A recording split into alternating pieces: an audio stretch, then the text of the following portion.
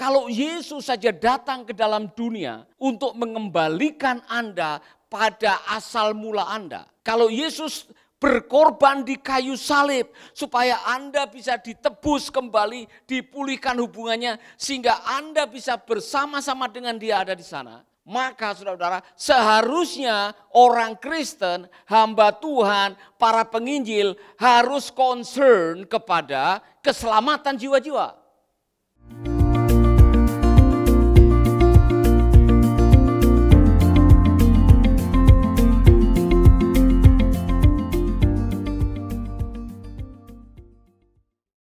Dalam beberapa hari ke depan, saya mau mengajak saudara-saudara untuk belajar memahami isi doa Tuhan Yesus. Ya, kalau Tuhan Yesus saja berdoa, seharusnya kita yang mengaku sebagai murid Yesus, kita juga harus hidup di dalam doa. Karena saya pernah berkhotbah, doa bukan pilihan. Doa adalah sebuah kebutuhan. Sama seperti bernafas, itu adalah sebuah keharusan karena kebutuhan, saudara. Nafas bukan sebuah pilihan. Selasa nafas, Jumat libur, Senin lagi bernafas, bukan itu. Nah, saudara-saudara, saya mau mengajak saudara-saudara merenungkan ini karena di balik doa Tuhan Yesus, saya menangkap ada keinginan, ada kerinduan, ada harapan yang tersurat di dalamnya.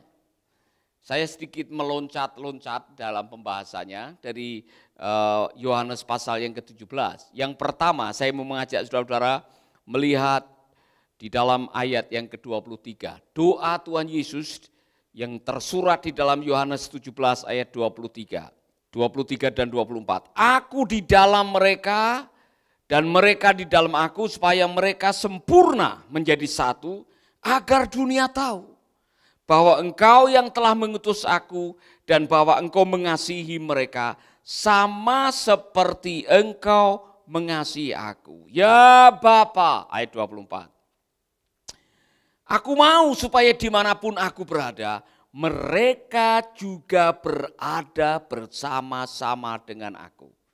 Mereka yang telah engkau berikan kepadaku, agar mereka memandang kemuliaanku yang telah engkau berikan kepadaku. Sebab engkau telah mengasihi aku sebelum dunia dijadikan. Ya Bapa yang adil, memang dunia tidak mengenal engkau, tetapi aku mengenal engkau. Dan mereka ini tahu bahwa engkaulah yang telah mengutus aku. Dan aku telah memberitahukan namamu kepada mereka, dan aku akan memberitahukannya supaya kasih yang engkau berikan kepadaku ada di dalam mereka dan aku dalam mereka. Ada 3 kerinduan Tuhan Yesus di dalam doa ini. Kerinduan yang pertama, Yesus rindu saudara berada bersama-sama dengan Dia di surga. Ini kerinduan Tuhan Yesus, saudara. Yesus rindu supaya kita semua suatu saat kita akan bersama-sama dengan Dia. Karena apa? Karena untuk itulah Yesus datang ke dalam dunia. Saudara-saudara, kita berasal dari surga. Saya mengatakan human. Itu terdiri dari 2 kata. Humus, itu artinya tanah. Men, itu artinya roh. Roh itu pemberian Tuhan, maka Tuhan menghembuskan rohnya kepada kita sehingga kita hidup. Dan ketika kita mati, debu kembali kepada debu, humus kembali kepada humus, tapi spirit, roh kita kembali kepada Tuhan. Dan Yesus mengharapkan roh kita, jiwa kita akan kembali bersama-sama dengan Dia. Saudara-saudara, saya mau saudara memahami ini karena implikasi dari kebenaran ini sangat dalam. Kalau Yesus saja datang ke dalam dunia untuk mengembalikan Anda pada asal mula Anda. Kalau Yesus berkorban di kayu salib supaya Anda bisa ditebus kembali, dipulihkan hubungannya sehingga Anda bisa bersama-sama dengan Dia ada di sana. Maka saudara-saudara, seharusnya orang Kristen, hamba Tuhan, para penginjil harus concern kepada keselamatan jiwa-jiwa. Yesus sendiri yang mengatakan kepada para murid, aku pergi ke rumah Bapa. Sehingga di tempat di mana aku ada, di sana juga kamu ada. Kemudian ada salah satu murid mengatakan, kalau begitu tunjukkanlah jalannya ke sana. Akulah jalan, kebenaran, dan hidup. Tidak ada seorang pun akan sampai di rumah Bapa kalau tidak melalui dia. Oleh karena itu gereja wajib memberitakan namanya bahwa Yesus adalah jalan, kebenaran, dan hidup. Karena untuk itulah dia lahir ke dalam dunia, dia datang ke dunia, dia mati di kayu salib, dia naik ke surga hanya untuk supaya di mana aku berada, di sana kita berada.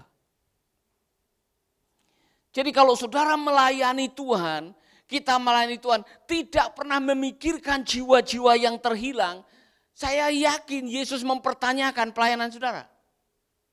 Kita dikirim ke dalam dunia bukan hanya untuk mengumpulkan orang, mencari kedudukan, mendapat kenikmatan, dapat kemudahan, hidup dalam kenyamanan, tetapi melupakan apa yang menjadi kerinduan Tuhan Yesus.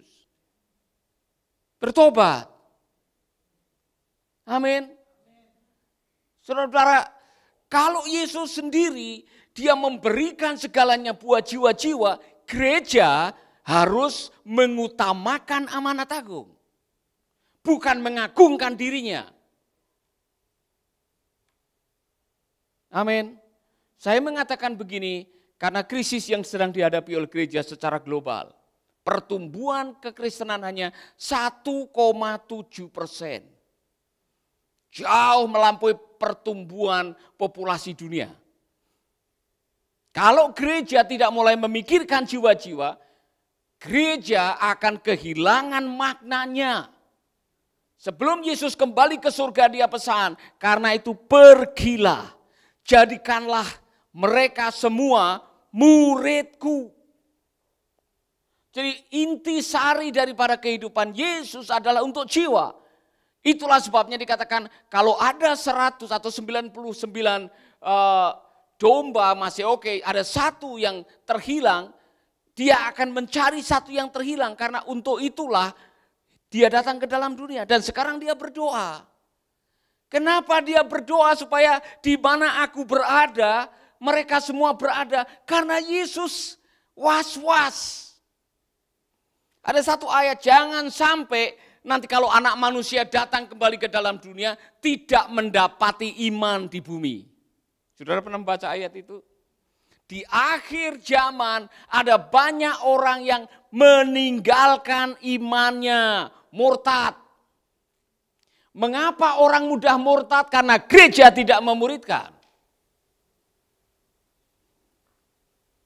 Kalau saudara gerejanya sekedar untuk dapat hiburan, lebih baik saudara nonton ekstravaganza. Kalau saudara ke gereja untuk mendapatkan pertemanan, saudara pergi ke mall, galeria. Kalau saudara hanya ingin ke gereja untuk mendapatkan hiburan, kenyamanan, lebih baik nonton sinema. Gereja adalah tempat di mana kita seharusnya dimuridkan. Karena itulah panggilan gereja. Amin. Saudara-saudara, ada apa di balik doa ini? Ada concern. Ada kepedulian, karena seperti yang saya katakan tadi, kalau Yesus saja memberikan nyawanya di kayu salib, memberikan segalanya untuk jiwa-jiwa, maka seharusnya kita memprioritaskan amanat agung dalam hidup kita. Tiada hari tanpa memenangkan jiwa, tiada hari tanpa memuridkan, tiada hari tanpa membawa orang kepada Tuhan. Harusnya itu menjadi panggilan kita. Amin. Katakan kepada teman yang ada di samping, tiada hari tanpa memenangkan jiwa. Saudara-saudara, saya mau mengatakan ini. Untuk menggaransi supaya di mana Yesus ada, kita ada, Yesus memberikan segalanya. Bukan hanya dia turun, meninggalkan surga, turun ke dalam dunia. Bukan hanya memberikan nyawanya di kayu salib. Ia meminta supaya Bapa mengirimkan rohnya. Untuk menjadi pembela, untuk menjadi pendamping. Bahkan dia berkata seperti ini, aku menyertai kamu sampai kesudahan zaman. Yesus rindu engkau selalu bersamanya. Itulah kerinduannya dia. Amin. Saudara-saudara, mengapa dia begitu rindu bersama-sama dengan dia? Karena saudara adalah orang-orang yang sangat berharga di matanya. Saudara dikasihi oleh Tuhan. Katakan kepada teman saudara, engkau dikasihi oleh Tuhan Yesus. Amin. Yang kedua, saudara. Ini doanya Tuhan Yesus. Dia berdoa supaya kita juga menerima kemuliaannya. Bukan hanya dia yang dimuliakan, tapi dia juga rindu supaya kita mengalami atau menerima kemuliaan. Bapa, aku mau supaya dimanapun aku berada, mereka juga berada bersama-sama dengan aku.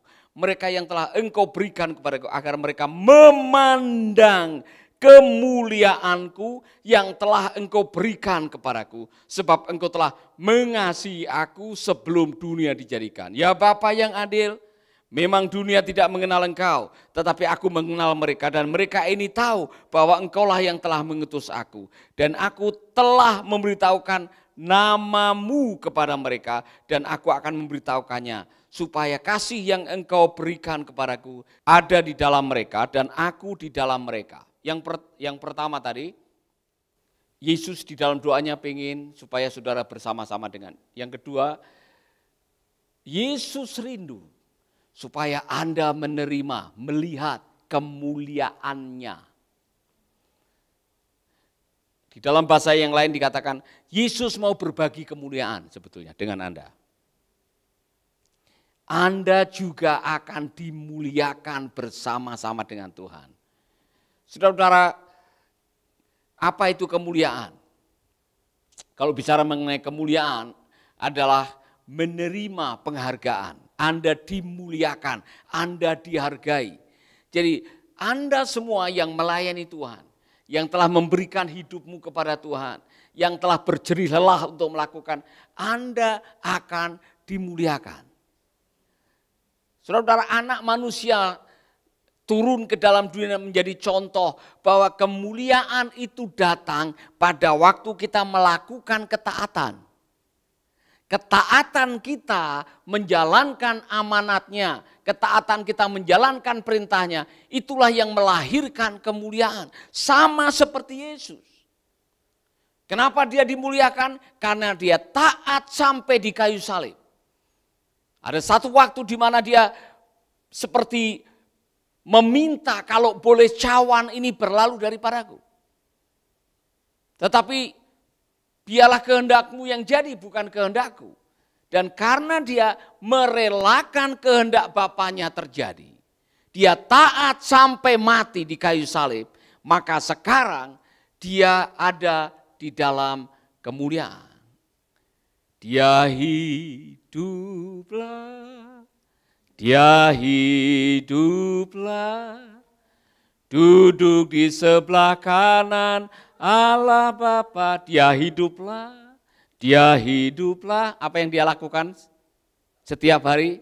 Sembayang buat anak-anaknya. Dan salah satu bunyi sembayangnya adalah supaya kita nantinya sama-sama dimuliakan bersama dengan dia. Di dalam bahasa dunia, glory itu menyangkut harta, jabatan, kedudukan, kekayaan, glory. Jadi saudara-saudara, apa yang diterima oleh Yesus, itulah yang akan kita terima di dalam kerajaan kekekalan, yaitu dimuliakan. Saudara akan menerima kemuliaan, saudara akan menerima hadiah, saudara akan menerima sukacita dan segalanya yang dimiliki oleh Tuhan Yesus, yang diterima oleh Tuhan Yesus di surga, Anda akan dapat bagian. Jadi jangan khawatir, yang di bumi saudara sering dilecehkan orang, ya kan? Karena menjadi Kristen, saudara dikucilkan, saudara dianiaya, saudara disisihkan, saudara dizolimi, saudara direndahkan, jangan takut. Anda akan menerima kemuliaan. Katakan kepada teman saudara dengan senyum, kamu akan dimuliakan oleh Tuhan. Yang pertama tadi, Yesus ingin supaya saudara bersama-sama dengan Dia. Yang kedua, Yesus ingin saudara menerima kemuliaan dan melihat kemuliaan. Yesus rindu supaya kasih yang engkau berikan kepadaku ada di dalam mereka. Jadi saudara-saudara, Yesus mau menggaransi. Yesus berdoa supaya kasih Allah engkau rasakan setiap hari.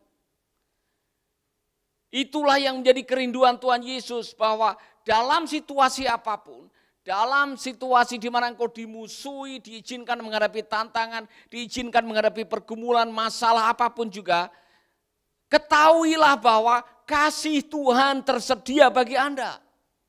Yesus mau menggaransi bahwa engkau dikasihi oleh Tuhan. Kasih Bapa tersedia buat Anda sepanjang masa. Amin. Saudara tahu bahwa saudara dikasihi oleh Tuhan? Saudara tahu bahwa kasih Allah tidak memandang rupa, tidak memandang harta, tidak bersyarat. Bahwa Anda dikasihi karena Anda telah menerima Kristus. Dan Anda sedang didoakan oleh Tuhan Yesus supaya kasih Bapa itu ada di dalam diri Anda. Mengapa? Karena inilah hukum yang terutama, kata Tuhan Yesus. Dia sendiri yang merangkum 10 hukum Allah menjadi satu. Supaya kita bisa merasakan kasih. Kenapa? Karena kasih itulah yang terutama. Kasih itulah yang menjadi tujuan utama kenapa engkau disekolahkan ke dalam dunia untuk sekolah mengasihi. Karena Bapa adalah kasih. Itulah sebabnya saudara-saudara, kalau saudara kok tidak merasakan kasih Tuhan, kesulitan merasakan kasih Tuhan, lihatlah kayu salib. Saudara ingin tahu kasih Allah itu seperti apa? Lihatlah salib. Di salib Anda akan bercermin bahwa ada kasih yang telah berani mengorbankan nyawa karena Anda. Bahkan waktu Anda masih di dalam dosa, dia sudah mati di kayu salib karena kasihnya kepada saudara. Jadi jangan pernah saudara mengatakan, di mana kasih-Mu Tuhan? Kasih itu tersedia. Kasih Allah tersedia sepanjang masa buat siapa saja, di mana saja. Allah mengasihi kita. Dan jangan pernah, dengar baik-baik, jangan pernah menggunakan pelayanan untuk mendapatkan kasih Allah. Sebelum Anda melayani, Anda sudah memiliki dan Anda punya kesempatan untuk merasakan kasih Allah. Allah sudah mengasihi Anda sebelum kau lahir. Allah sudah mengasihi Anda sebelum kau melayani. Allah mengasihi Anda sebelum kau menerima Yesus sebagai juru selamat. Kasih itu sudah tersedia. Dan inilah doanya supaya saudara jangan pernah melupakan kasih Tuhan. Amin. Pernah saudara mempertanyakan, di mana kasih-Mu Tuhan? Kalau Tuhan mengasihi saya, kenapa Tuhan menghajar saya? Justru di dalam hajaran itu ada kasih. Orang tua yang baik kalau anaknya nakal, ambil rotan. Di balik rotan itu ada kasih. Supaya engkau belajar hidup sesuai dengan rencananya, ajarannya. Haleluya. Saudara-saudara, saudara tahu bahwa Allah mengasihi saudara? Ingat baik-baik penelitiannya Pak David Hawkins ya. Karena ini penting sekali. Anda yang haus kasih sayang, karena waktu masa kecil ditolak, dilecehkan, diremehkan, tidak diterima, Anda akan mengalami kesulitan untuk merasakan kasih Bapa. Pesan kepada para ayah, cara anakmu belajar mengenai Bapa di surga lewat Bapa dunia. Kalau Bapa dunianya kasar, suka meremehkan, tidak peduli, anakmu akan kesulitan berdoa. Bapa kami di dalam surga. Bayangannya, aduh Bapa di surga jangan-jangan seperti Bapak saya di dunia. Suka mukul, suka ngampleng, suka nempeleng, suka menghakimi, kasar. anakmu akan kesulitan. Dan itulah yang menjadi masalah di dunia ini, saudara-saudara. Oleh karena itu, bapak-bapak, bagikanlah kasih Allah untuk anak-anakmu. Biarkanlah anak-anakmu bisa merasakan kasih Allah melalui kasihmu, melalui pelukanmu, melalui ucapanmu, melalui kelakuanmu, anak-anakmu merasakan kasih. Karena dari situlah mereka akan belajar mengenai kasih Bapa. Haleluya. Amin. Jadi 3 hal tadi sangat penting sekali. Saya mau meneguhkan ini kepada saudara-saudara. Bahwa salah satu daripada doa Tuhan Yesus adalah di mana dia berada, kita akan berada di sana. Saya mau tanya, kira-kira saudara akan berada di sana atau tidak? Hah? Mungkin ada yang lagi penasaran, Pak, saya ini tidak tahu, saya nanti kalau mati kemana. Saya kasih kepastian, Yesus sendiri yang mengatakan, akulah jalan, kebenaran, dan hidup. Dia bukan penunjuk jalan, dia adalah jalannya. Saudara kalau mau tur, pilihlah guide yang baik. Kalau saudara mau tur ke Jepang, carilah orang Jepang atau orang yang pernah ke Jepang. Ya kan? Kalau saudara punya tour guide, tidak pernah ke Jepang, tidak punya pengalaman di Jepang, tidak tahu budaya Jepang, tidak tahu bahasa Jepang, bisa-bisa saudara tersasar, tersesat di sana. Ya, seperti saya pernah hampir tersesat naik Gunung Batur. Karena guide-nya juga menyesatkan saya. Iya kan? Kami salah mengambil jalan. Saya masih ingat, saudara-saudara, kok jalannya seperti begini, 60 derajat begini. Sehingga kami tidak jalan, saya merangkak. Dalam gelap saya merangkak, saudara-saudara. Saudara, waduh, saya membayangkan ini kalau sampai ada batu satu jatuh dari atas, semua kita akan kena batu itu, kita akan mati. Oh, setelah 2 jam akhirnya kami sampai. Pada waktu sudah terang, kami mau kembali turun, baru saya lihat ternyata kita di jalan yang salah. Dan waktu saya lihat, wow, begini miring. Hanya kasih karunia Tuhan kita masih bisa selamat waktu itu. Jadi pelajaran saudara-saudara, kalau mau mendaki gunung atau mau trekking, cari guide yang baik. Sama, kalau saudara mau pergi ke surga, temuilah mereka yang datang dari surga. Mohon maaf, ternyata hanya satu, Tuhan Yesus. Dia yang datang dari surga, maka dia bisa mengatakan, akulah jalan, kebenaran, dan hidup. Tidak seorang pun bisa sampai di sana. Yang lain kan masih moga-moga. Semoga arwahmu diterima di sisi Tuhan. Semoga, kalau kita sudah pasti. Karena ini doanya Tuhan Yesus. Supaya di mana aku ada, disitulah kamu berada. Dan bahkan dia menjamin, aku pergi ke rumah Bapa untuk menyediakan tempat bagimu. Anda sudah punya kaplingan di sana, tidak perlu bayar down payment. Tidak perlu restu dari bank, tidak perlu iuran tiap bulan. Saudara punya kapling di sana, sudah disediakan oleh Tuhan. Dia sedang menanti saudara. Makanya jangan kaget pada waktu Stefanus meninggal di Rajam Batu, Yesus berdiri menyambut karena tempatnya sudah tersedia buat Stefanus. Amin. Jadi hiburan buat saudara-saudara yang sampai hari ini belum pernah punya rumah. Yesus sudah punya rumah buat Anda. Dan itu dibayar lunas dengan kayu salib, dengan darahnya yang mahal. Saudara-saudara luar biasa. Saya harap saya bertetangga dengan saudara. Amin. Sehingga kita bisa berfellowship, tiap pagi ada chapel, ya kan. Kita bersama-sama mendengarkan Tuhan Yesus menyampaikan firman tiap hari di sana bersama dengan Bapa. Itulah kerinduan Tuhan. Tuhan mau setiap hari kita bersama-sama dengan Dia. Masih ingat waktu manusia pertama diciptakan, ditempatkan di sebuah taman, supaya apa? Supaya Allah bisa berjalan dengan mereka. Itulah kerinduan semula dari Tuhan, bahwa Allah akan terus bersama dengan ciptaannya yang diciptakan menurut gambar dan teladannya. Luar biasa ini saudara. Jadi saya mau mengingatkan kepada Anda semuanya. Kalau Yesus saja rindu kita mengalami kasih-Nya, rindu kita mengalami kemuliaannya, rindu kita bersama-sama dengan Dia, maka kita sebagai hamba Tuhan, terutama yang melayani, mari kita buat itu jadi prioritas. Siarkan mengenai kasih Allah, siarkan mengenai kemuliaan Allah, siarkan mengenai tempat yang sudah disediakan oleh Allah bagi saudara dan saya. Haleluya. Amin. Jadi saudara tidak perlu ragu lagi. Resikonya, konsekuensi dari kebenaran ini.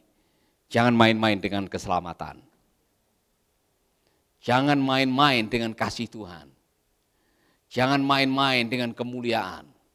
Saudara-saudara, semua yang Anda perlukan sudah disediakan oleh Tuhan.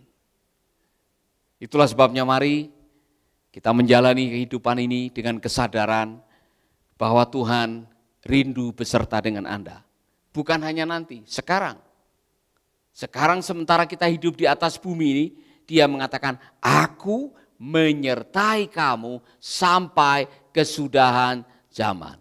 Aku menyertai kamu. Dia mengirimkan Roh-Nya untuk tinggal di dalam diri kita. Karena apa? Allah ingin kita merasakan kasih-Nya sekarang. Tidak nanti pada waktu masuk di dalam surga. Sekarang juga sementara kita hidup dalam dunia, kita terus merasakan kasih-Nya. Amin. Haleluya. Bapak Ibu saudara-saudara yang hari ini saudara merasa seperti jauh dari Tuhan, saudara tidak yakin nanti kalau mati mau masuk surga atau tidak, saya mau menggaransi, ini janji Tuhan Yesus. Jadikan Dia sebagai Tuhan dan Juru Selamatmu, bersahabat dengan Dia setiap hari, rasakan kasih-Nya, garansi, saudara akan bersama-sama dengan Dia. Kalau saudara masih ragu dan mengatakan, Pak Paulus saya tidak tahu jalan ke surga, terima Yesus sekarang. Saya mau berdoa buat saudara, izinkan Dia masuk di dalam hatimu menjadi Tuhan dan Juru Selamatmu, serahkan semua hidupmu, minta ampun atas segala dosamu, garansi. Alkitab mengatakan Tuhan akan mengampuni saudara dan Tuhan memberikan tempat bagi saudara.